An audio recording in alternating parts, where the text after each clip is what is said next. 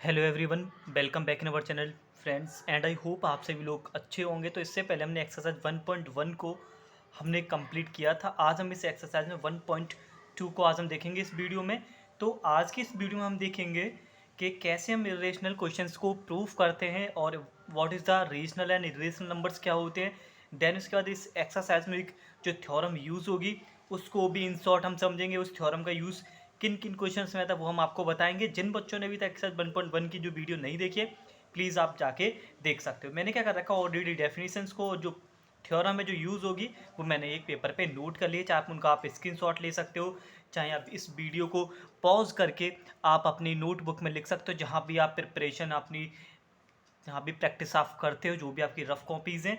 तो देखिए एक्सरसाइज 1.2 आज हम पहले सबसे पहले बेसिक देखेंगे, देन उसके बाद एक क्वेश्चन देखेंगे, फिर अगली वीडियो में सेकंड और थर्ड को कंप्लीट करेंगे। बेसिक में क्या है, रेशनल इरेशनल तो आप सभी लोग को पता होगा। डेफिनेशंस मैंने यहाँ पे लिख दिया, वो नंबर जिन्हें हम P/Q फॉर्म में लिख सकते हैं। साथ साथ उन दोनों नंबर का जो कॉमन फैक्टर है 1 होना चाहिए। जैसे कि 2/3 का जो कॉमन फैक्टर है वो ओनली 1 है। ओके, सिमिलर इरेशनल्स क्या होते हैं, वो नंबर जिन्हें हम P/Q फॉर्म में नहीं लिख सकते हैं। एग्जाम्पल की बात की जाए, देखो ये इंपॉर्टेंट है। अगर आपसे देखो टर्मिनेटिंग नॉन टर्मिनेटिंग टर्म है या फिर बोल सकते हैं रिकरिंग, मतलब सेम डेसिमल के बाद नंबर रिपीट होते हैं, वो हमारे रेशनल होते हैं। और डिफरेंट डिफरेंट जैसे यहाँ पे 0.10 फिर 11,001, इनका मतलब क्या, जो आने वाले डेसिमल का जो नंबर है वो सेम रिपीट नहीं हो रहे हैं, सेम रिपीट नहीं हो रहे हैं। तो इसका मतलब क्या, टर्मिनेटिंग है। टर्मिनेटिंग जो टर्म होती है रेशनल्स होते हैं, ठीक है। और साथ साथ आपका रूट में जो भी प्राइम नंबर होते हैं वो आपके रेशनल होते हैं। ऐसे क्वेश्चन आपसे ऑब्जेक्टिव में डायरेक्टली बन सकते हैं। तो देखिए जो थ्योरम यूज़ होगा इस वीडियो में, और जो इस क्वेश्चन नंबर फर्स्ट की जब हम बात करेंगे उसमें ये वाला यूज़ होगा। इफ़ अगर कोई भी एक प्राइम नंबर है, हमने यहाँ पे एग्जांपल के लिए पी ले लिया है, अगर पी डिवाइड कर रहा है ए स्क्वायर को, अगर पी डिवाइड कर रहा है किसको, ए स्क्वायर को, देन जो पी है वो सिंगल ए को भी डिवाइड करेगा। बस एग्जांपल के लिए समझाने के लिए यहाँ पे लिख रखा है 2b² is equal to A square. 2 क्या प्राइम नंबर, 2 डिवाइड करेगा किसको, ए स्क्वायर को। अगर ये 2 ए स्क्वायर को डिवाइड कर रहा है, साथ साथ ये सिंगल ए को भी डिवाइड करेगा। देखिए इसी थ्योरम पे बेस्ड कैसे क्वेश्चन आपका एक्सरसाइज 1.1 का क्वेश्चन नंबर 1 देखेंगे। साथ साथ इससे रिलेटेड क्वेश्चंस आपके एग्जाम्पल में दे रखे, वो आप कर लीजिएगा। और आपको एग्जाम में पक्का यहाँ से एक क्वेश्चन आपको देखने को वहाँ पे मिलेगा। बात करेंगे सिर्फ ऐसे क्वेश्चन जो ओनली एक ही डिजिट रूट के साथ दी जाती है, और बाकी दोनों क्वेश्चन हम आने वाली वीडियो में देखेंगे, ठीक है।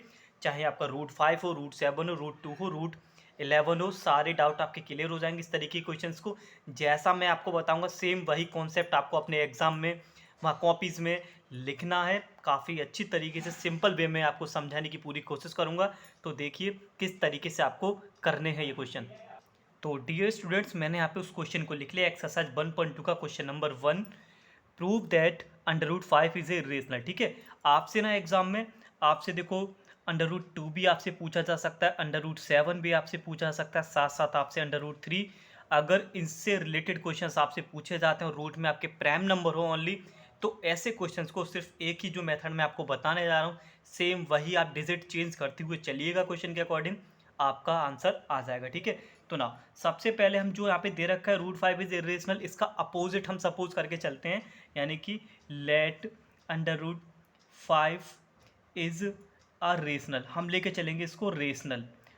ओके, सबसे पहला स्टेप आप इसको रेशनल लिखोगे। रेशनल लिखने के बाद अगर ये रेशनल नंबर है बच्चों, तो आप इसको लिख सकते हो रूट 5 इजिकल टू A/B।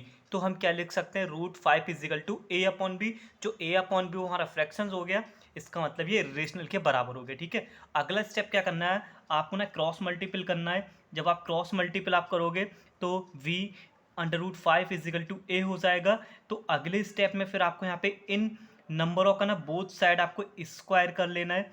जब आप स्क्वायर इनका करोगे तो you will get 5B² is equal to A²। Okay, आप इसको ना इक्वेशन फर्स्ट भी इसको आप बोल सकते हो। ओके, सिंपल सी कैलकुलेशन, A/B सपोज करना है, क्रॉस मल्टीपल करना है, फिर आपको बोथ साइड स्क्वायर कर देना है। ठीक है, जो हमने वहाँ पे थ्योरम यूज़ करी थी, एग्जाम्पल मैंने 2C से ले रखा था उसमें, तो आपको अगला स्टेप देखो वही लिखना है। क्या लिखोगे यहाँ पे आप, 5 डिवाइड्स A²। ठीक है, जो 5 है हमारा A² को डिवाइड करेगा। सिमिलरली जो 5 है, अगर ये A² को कर रहा है, वो सिंगल A को भी यहाँ पे आपका डिवाइड करेगा, ठीक है। ओके, इतना स्टेप आपको लिखना है, ठीक है। अगर 7 होता तो यहाँ पे 7 आ जाता, 3 होता रूट में तो 3 आ जाता। सेम यही स्टेप आपको लिखने अपनी बोर्ड एग्जाम की कॉपी पर भी, ठीक है। नाउ अगर ऐसा होता है तो आपको यहाँ पे सपोज करना है, suppose a is equal to 5c। अगर यहाँ पे 5 है तो 5c लिख लिया, 3 होता तो हम 3c लिखते। a is equal to 5c, put in equation first. Equation first में आपको 5c रख देना है। मैं ये वाला पार्ट, आप नीचे वाला पार्ट ऊपर करने वाला हूँ, ठीक है। जरा ध्यान से समझना आप। देखो a is equal to 5c equation first में लिखो। जब हम लिखेंगे तो यहाँ पे आपको मिलेगा 5b² इज इक्वल टू, देखो 5b² is equal to a के प्लेस में 5c रखना है, तो ये आपका हो जाएगा 5c का होल स्क्वायर। ओके, 5c का होल स्क्वायर हो गया, तो you will get 5b² is equal to 25c²। Similarly we can say v² is equal to 5c², ठीक है। अब इसको मैं इसी फॉर्म में लिखने की यहाँ पे कोशिश कर रहा हूँ मैं, 5c² is equal to b²। इसको हम बोल सकते हैं इक्वेशन 2। जैसे आपने इक्वेशन फर्स्ट के लिए दोनों कंडीशन लिखी थी वही आप यहाँ लिखोगे, 5 divides a² and similarly 5 divides a। Okay,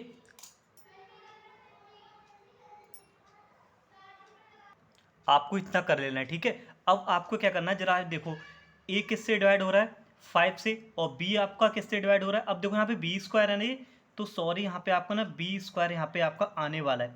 क्या आएगा यहाँ पे, b आएगा। यहाँ b था ना, 5 डिवाइड करेगा b को एंड 5 डिवाइड करेगा b² को भी, ठीक है।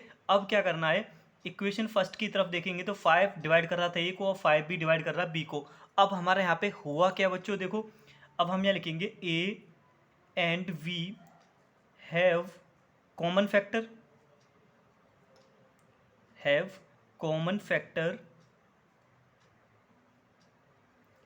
greater than 1,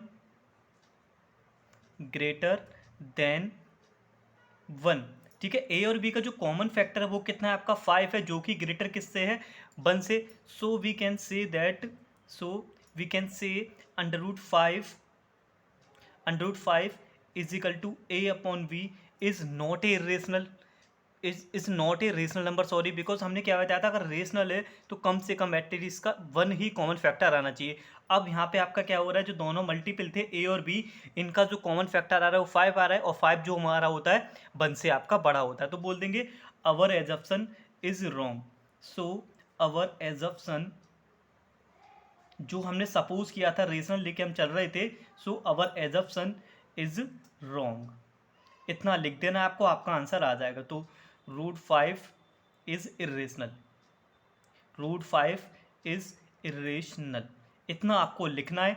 चाहे आपका √3 क्वेश्चन में गिवन आए या फिर √5 आए। √5 के लिए हमने बता दिया, √7 भी आपका हो सकता है, रूट और भी 11 में भी हो सकते हैं। सेम यही कॉन्सेप्ट आपको जैसा हमने यहाँ पे डिटेल में बताया है, आपको सेम ऐसी ही बिल्कुल कॉपी कर लेना है, बोले तो आपका पूरा पक्का वहाँ पे नंबर मिलेगा। तो ये क्वेश्चन नंबर हमने आज इसमें 1 देखा, और बेसिक देखे हमने रेशनल क्या होते हैं, रेशनल्स क्या होते हैं, और जो थ्योरम यूज़ होगी ऐसे क्वेश्चन है वो यही है। आपको स्टेप आपको यहाँ पे लर्न करने हैं, a अपॉन b सपोज करना है, फिर क्रॉस मल्टीपल कर लेना है, फिर 5 डिवाइड a² को होगा, 5 डिवाइड a को करेगा, फिर a की इज इक्वल टू 5c रखना है, जो यहाँ पे डिवाइड आएगा वही c के साथ लिखना है, इक्वेशन फर्स्ट में रखना है। सेम वही यहाँ पे पहले हमारा a² आ रहा था, यहाँ आएगा अब हमारा b² के लिए लिखनी है। फिर कॉमन फैक्टर हमारा आ जाएगा 1 से बड़ा, यानी कि 5 आ रहा था इसमें, तो 1 से बड़ा अगर कॉमन फैक्टर आता है तो वो हमारे इरेशनल नंबर होते हैं, रेशनल नहीं होते, सो अवर एजप्शन इज रॉन्ग। तो इस तरीके से आपको वहाँ पे आंसर करना है। तो एंड आई होप आपको सब कुछ समझ आ गया होगा। तो चलिए मिलते हैं अगली वीडियो में।